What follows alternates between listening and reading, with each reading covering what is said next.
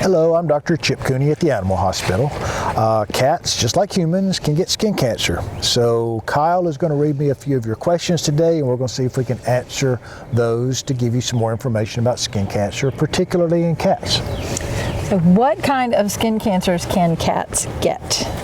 So cats get very similar skin cancers to what you and I can get. They can get melanomas, they can get squamous cell carcinomas, they can get mast cell tumors, multiple different types of skin cancers. What can I do to help prevent my cat from getting skin cancer? So with some of these, honestly very little, but sun exposure in cats and people can lead to types of skin cancer. So keeping your cat out of the sun as best you can. So maybe during the hours of 10 to 4, keeping them out of a window where the sun's beating in. The outdoor kitties, there's not a whole lot you can do. Just make sure they have some shade to be able to hide in if they like. And then protecting the coats. And they make, believe it or not, cat sunscreens.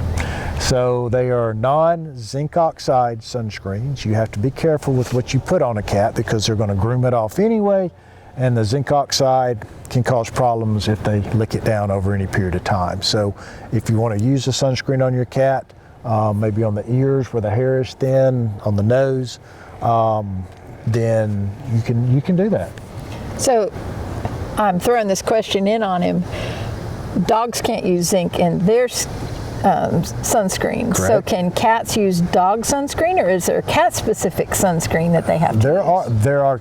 There is a product labeled for cats to use, and that's what I'm going to have to recommend for you.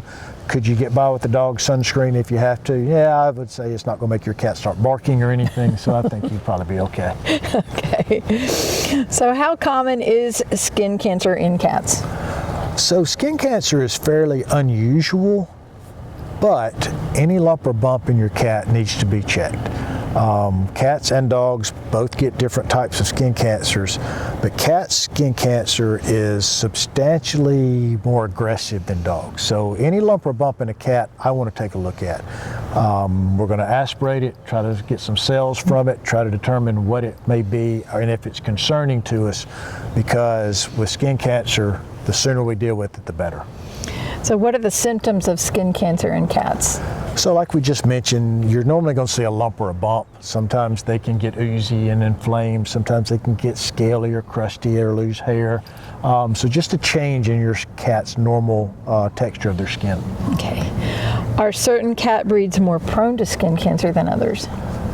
So some of the breeds like a Siamese is more prone. Breeds like the Sphinx cat that doesn't have hair obviously is more.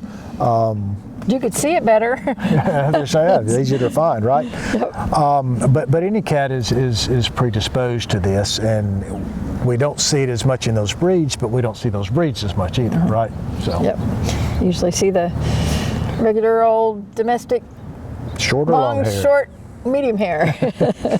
Go figure. So can tumors in cats be removed? That is the treatment of choice for tumors in cats. Once again, the sooner we deal with things, the better for many reasons. The sooner we deal with them, the less chance they have to spread.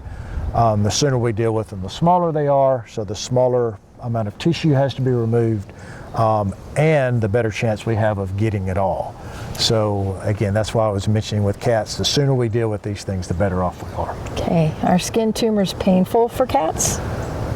They're probably maybe a little uncomfortable. I mean, most of us have had warts and things along that line, and they don't tend to be terribly painful.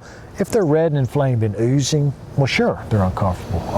But by and large, most cats aren't going to complain about a lump or a bump. They don't really complain about anything except something that just, ticks them off. Like you said, company or change in habits or my food bowl has a hole in it, in the center, but they don't usually complain about not feeling well, or they don't. It takes a while to figure that out with cats. So. And skin cancer in cats is not a death sentence for cats. It doesn't mean that, but it does mean that we want them in as quickly as possible to deal with it as quickly as possible, and help minimize any long-term issues we may have with it. So if you have any questions regarding skin cancer in cats, or what may be skin cancer in your cat, give us a call. We know that any kind of cancer in your cat is scary, and we're here to help ease your mind. Very good. Thank you. Thank you.